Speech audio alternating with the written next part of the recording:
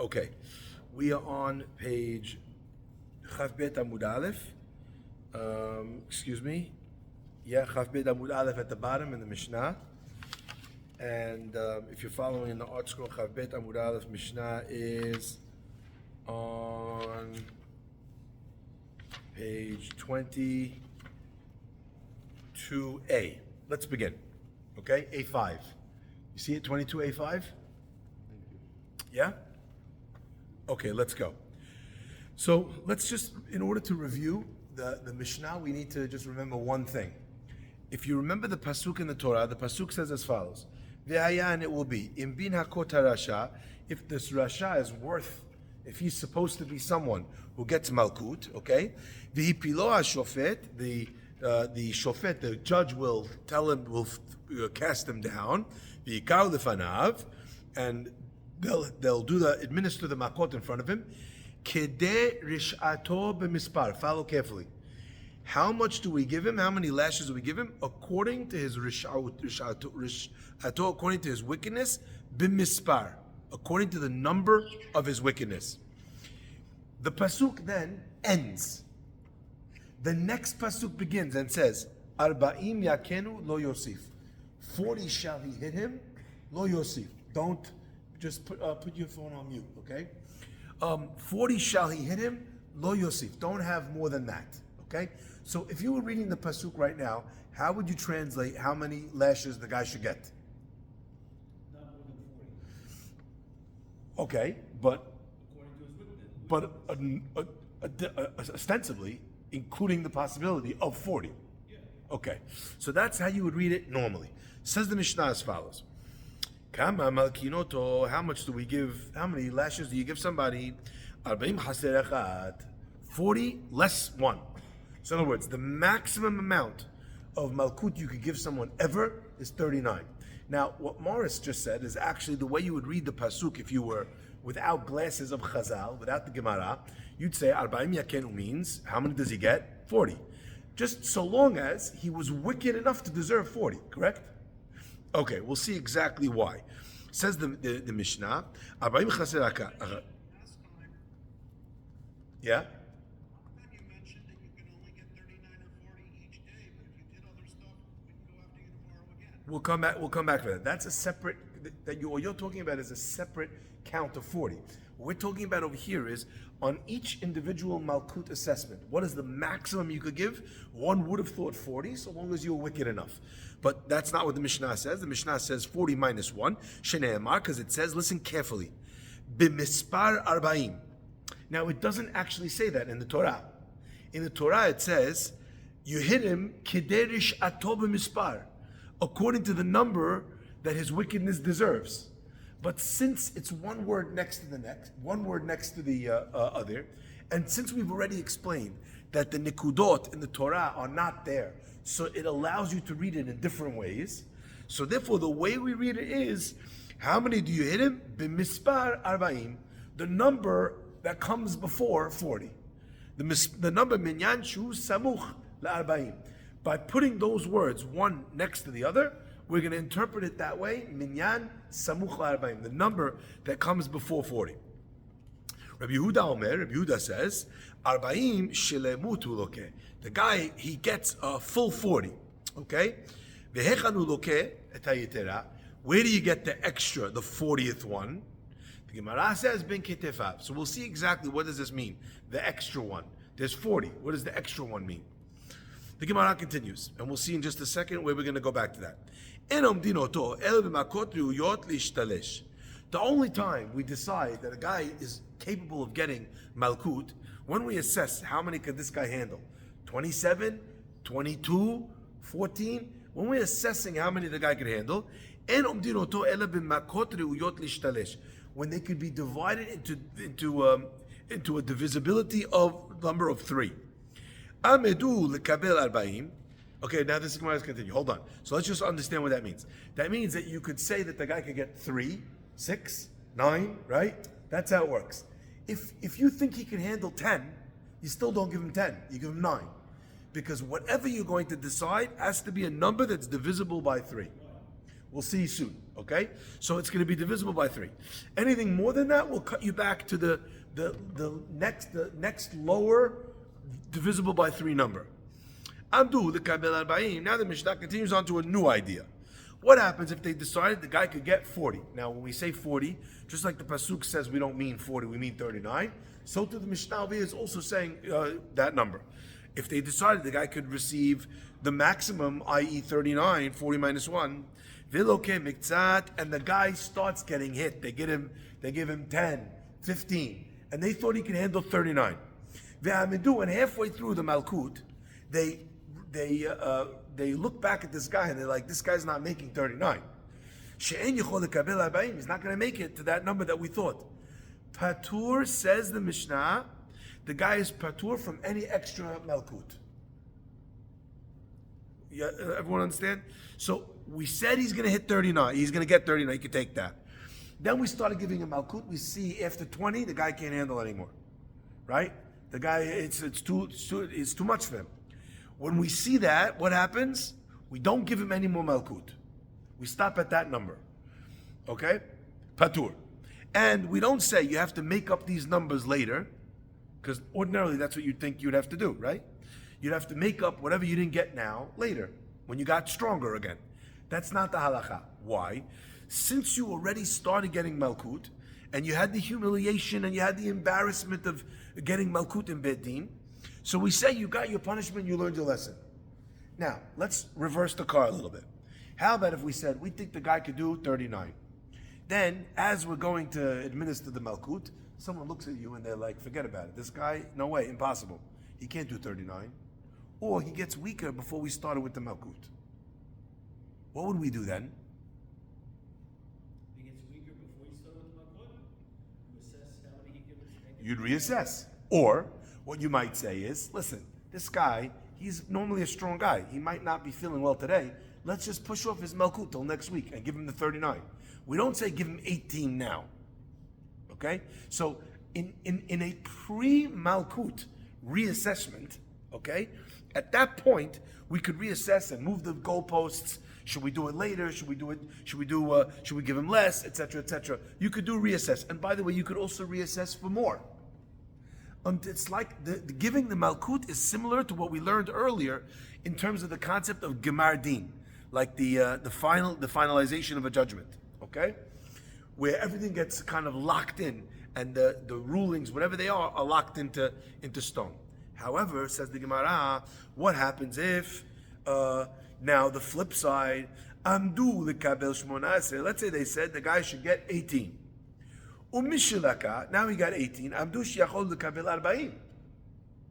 They're like, wow, this guy's resilient. We hit him 18. The guy could go to the full 40.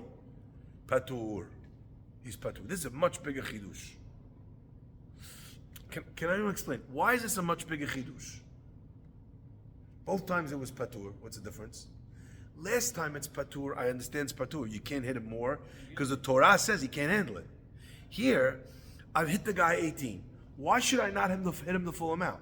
You already assessed that he can handle 18. Yeah, but why should the assessment lock me in? The same way the assessment is not locked in stone for less. The assessment shouldn't be locked in stone for more. Before the fact. Only before the fact what? Only before you start the flogging. Now we started the flogging, right? So the assessment is not set in stone, but once you start, then it's set in stone. Okay, but I hit him 18, and I said the guy can't do 39, so what do? He's patur from the rest. That means that mid-flogging, my reassessment is no problem, because even though I'm hitting him, I could say he needs less. So why can't I say mid-flogging he needs more? Mentally, psychologically. So you're saying it's a bigger chidush that you could continue because the guy is prepared for 18. But remember, part of the assessment is what he can handle. So you're saying he can't handle it because of psychological reasons, because he wasn't prepared. The Mishnah is telling you in a scenario where he is capable, we still don't give him more. That's only once you start. Once you start, for sure. Only once you start. But the hour before, you could say if you can handle Hour before, we could reassess up, we could reassess down. But once you start, we see you could reassess down, right? And you can't reassess up. Whatever you got, that's enough. Patur. Hashem only commutes penalties. He never increases penalties. Interesting. Okay, maybe that's a good logic. Oh yeah, I hear that. Okay. The Chachamim actually say something very interesting. The Chachamim say that the same idea of the embarrassment that you got once you started the, what's it called, the Malkut, they give the same answer. It's fascinating. So in other words, we're going to hit you according to our assessment. Now that we've stopped and we're reassessing, the reassessment needs to take into account if you've already been punished. The Gemara is expressing to us that a huge part of the punishment is not the number of the lashes, it's the humiliation a person gets for receiving the penalty of the court. So if I'm now making this reassessment midway through, it's silly for me to say, well, let me go back to where I was before and give you the full 39. You've already been punished. You've got the lion's share of the punishment of Malkut, which is the humiliation. So therefore we can't reassess. That's how the Chachamim explain this concept. 1 second before he's already set up about to get the lashes. Doesn't matter how short. No, but he doesn't. It's a second before. The second before you start, you can still reassess up. Yes, or Is down. he already embarrassed at that point? He's No. already set up? No. No. Okay? Fine. So that's the Mishnah so far. All right? Says the Gemara as follows. My Tama, why does in the Mishnah we learned that a person who gets lashes can only really get 39 and not 40. Says the Gemara, my Tama, what's the reason? Iktiv arba'im b'mispar, if it would have said, let's go back to the verse. What's the verse? And the v'hikawa shofet v'pilo lefanav, right? Kederish ato b'mispar. If it would have said kederish ato arba'im b'mispar, 40 in number, okay, that would mean 40. Since it said hava mina arba'im b'minyana, I would think it means 40 in number. Hashta dechtiv, now that it said b'mispar arba'im, in the number of 40, b'mispar arba'im, minyan shu sokem et arba'im, in the number of 40 is the number that comes that leads you up to that number. Now remember, the challenge that we're having here is that we're trying to understand the nuance of language in the translated version into English. So numbered 40 or 40 number to us doesn't really make a difference one way or the other.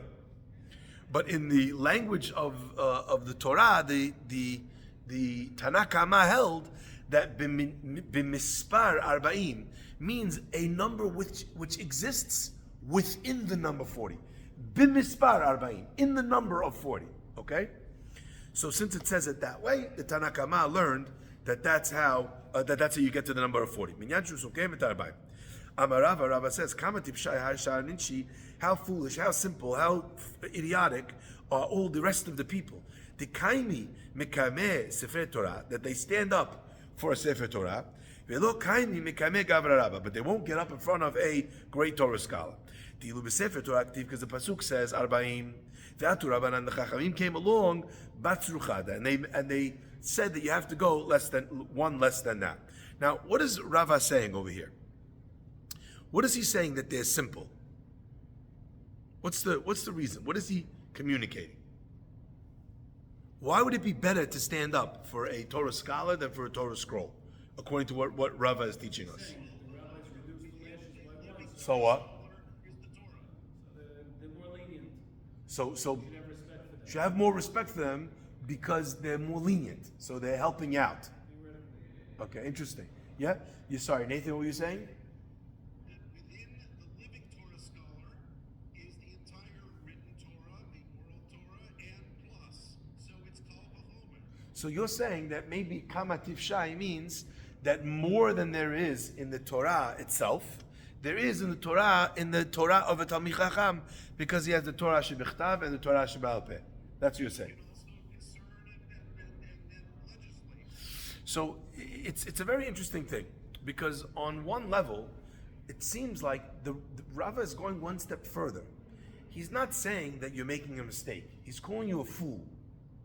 In order to call someone a fool, it has to be that the thing that you're positing is so obvious that you have to be a fool to not, right? Kama tipshai means, Maybe he's criticizing them for not being sagacious, for not learning the Torah and understanding the nuances. so if I stand up for a Torah, but I don't stand up for the rabbi, that makes me that? Rabbis are interpreting the Torah, right? So it's, The oral tradition. but why does that make me a fool? You see what I'm saying? It makes me wrong. Why does it make me a fool? So in Nathan's explanation, there's a kal v'chomer, and you're not understanding the kal v'chomer.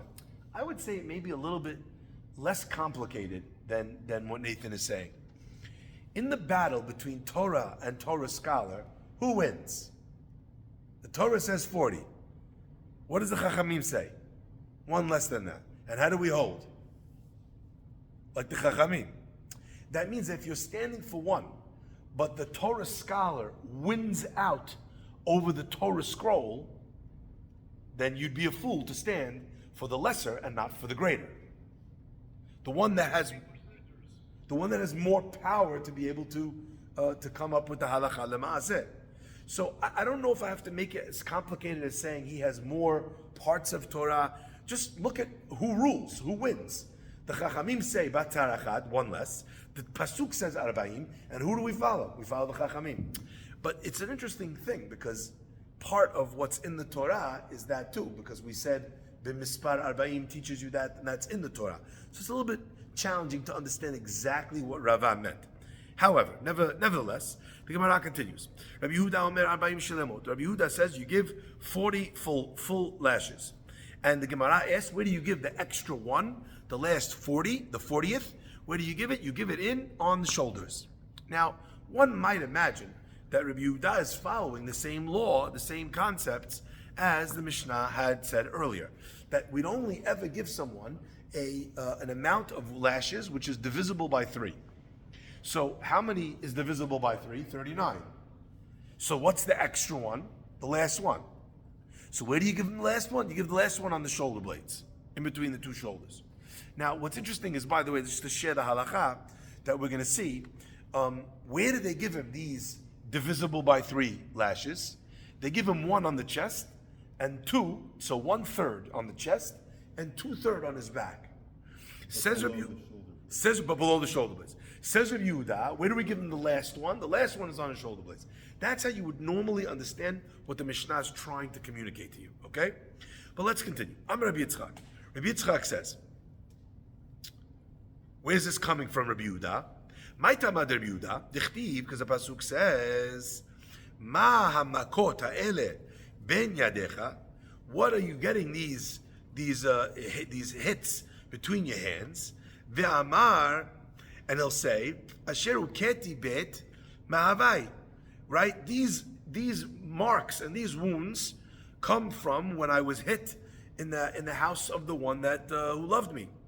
So what he's trying to communicate, this Navi Sheker, is saying, you know where I got these wounds from? I got them from the house of my beloved, i.e. from the Bet HaMikdash, from where do we know what?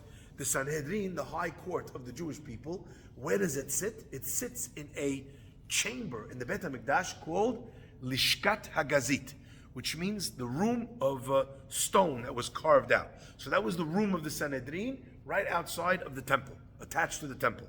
So he says that the Sanhedrin, they were the ones that punished me, and they punished me because they loved me. That's what the false prophet is saying in order to garner favor and approval. So, sorry? What do you mean from who?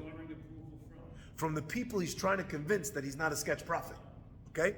So what is he saying to people? He's telling them, right, that if I got hit between my hands, which is, right, the top of between his hands is between his shoulder blades, if he got hit over there, which Makkah would have been there? Right? The answer is the 40th lash. Okay? So Rabbi Yehuda, where he says that it goes between the shoulder blades, that's where it comes from. It comes from the language of the Navi Sheker. Now, let's just first ask an obvious question. You're proving to me a halakha from a Navi Sheker? The answer is obviously. Not from what he's saying. We're proving he's using this as a proof he's telling to the people. Imagine the guy is trying to prove something. Imagine he says, I went to the Sanhedrin and they showed me the 7 books of the Torah. No one's buying that. They know how many books there are because they have the books in their house, in the shul. He would only use a truth to be able to communicate with them, right? So if he's telling them, they asked him, what is this wound? And he's like, oh, from Sanhedrin. And everybody knows because they had Makkot back then. They knew where the Malkut were administered. Not like us, we're learning about this like it's a foreign idea because we haven't had it in 2,000 years. But for them, that it was an everyday occurrence, he would only be describing something that would have been currently known and verifiable. So therefore, from his language, from his casual language. Now I want to give you 2 examples of this concept that we just learned that you need to know for other places in the Gemara. One example of this is Divrei Kabbalah, Midivrei Kabbalah lo yalfinan. We do not learn halachot from Pesukim that come in the Navi. So if there's a law that we learn out in the Navi, we will not learn a halacha from it. Midivrei Kabbalah lo yalfinan. That's the language of the Gemara. From the words of Nevi'im and Ketubim, we do not learn halachot. But the Gemara says, but something that's mentioned, by the way, not as a commandment, something which is revealing to you what the norm was, that obviously can be used. Because we're not learning it from there. We're just using it as a buttressing opinion to be able to help us understand what was going on back then. And that we're able to use it for. That's one example. So same concept as here. When we're relying on something which is not coming as a commandment, but it's by the by, that's something that has a greater level of reliability because it's not giving us a halacha. It's just telling you, it's facilitating our understanding of what was going on back then. Second example, there's something called Mesiach Lefi Tumo. Let's say, as an example, I have a non-Jewish person comes to Beit Din. Can I accept the testimony of a non-Jewish person in Beit Din? No. Okay? But there's a concept called Mesiach Lefi Tumo, which means he's just speaking heke. He's blabbling. He's just chatting. He has no idea that you're recording him, you're trying to understand something. We, in such a case, Mesiach Lefi Tumo, speaking according to his innocence, we will give his words much more credence. Because he's not trying to influence the court, or tell the court, or prove something, or obligate us into thinking something. He's just talking. That's called Mesiach Lefi Tumo. So again, we find this idea that sometimes even somebody that does not have an element of being trustworthy, we can still learn something from their casual speech. Okay? So that idea expressed in 2 different places in the Talmud from here. Let's continue. The Gemara says, Rabbanan. Okay, so 1 second. The Rabbanan say you only get 39, and over here we find that there's one that's given in between the shoulder blades. How does the Chachamim hold? Where do they hold you get? First third on the chest, second 2 on the lower back. No, that over there, what he's talking about is he was saying that I was chastised, I was disciplined, but not in Malkut. The false prophet was not talking about lashes. He was talking about how when he was a child, he got beat up in school, Yani. And that's what, in the school, this is how they punished me. Like he got hit over the shoulders by the teacher's stick. But that's not something that we could use to be able to understand the properties and the locations of where we administer Malkut. Everyone clear so far? Morris is hemming and hawing with his head. I understand what it says. So what's the question? One time, an Avi Sheker is coming and saying, these Malchut were from the Sanhedrin, but they love me. And the Gemara is saying, no, I was really, when I was a kid, my teacher beat me up because I was misbehaving. Yeah. So I don't understand the... So it's very simple. He does not say the word Sanhedrin. What does he say? Where are these from? Ve'amar asher huketi bet ma'avai. I was hit in the house that loved me. The first opinion says the house that loves me is the house of Hashem, and we're referring to Sanhedrin. Chachamim said, who told you that that's what it means? Maybe the house that loves me means the discipline. He's obviously trying to tell them that, look, this is where I got hit from when I was trying to do when I wasn't doing the right thing, I was misbehaving. You're saying that means Sanhedrin, and you're learning out a law from Malkut. I'm saying, go jump in the lake. It says Bet Ma'avai, maybe that means his rabbi. How old was he when he was telling the story? This is already at a later stage. But does he have the knowledge? There's a scar, like a scar, yeah. Okay? Now, by the way, according to the first opinion, he might have been describing an open wound. That's the way I took it. Right, but in the second opinion, he may be describing a scar, okay? Rabbi, one question. He's claiming that the 40th is somehow some badge of honor. How do we know it's not the second and third of any trio? How do we know that it's the 40th and not the 2/3 that he would have gotten on his back anyway? Because he says it's between his hands. But didn't you say that 2/3 of every trio is between the shoulder blades? No. One on the chest, two on the lower back, and the last one on the shoulder blades. Yeah, okay. That's the 40th, exactly. According to Rabbi Yehuda. According to the Chachamim, there is no 40th. Okay. The Gemara continues. En omdim el b'makot hariuyot lishtalesh. The only thing that we do is we'll give you malkut that are divisible by 3. Yeah. Okay, Hazaku Baruch.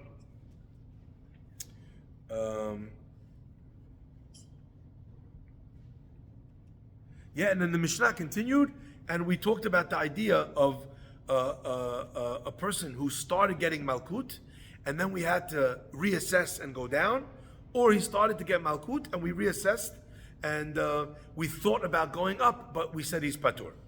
The Gemara says, let's look at those two cases together. Laka'in.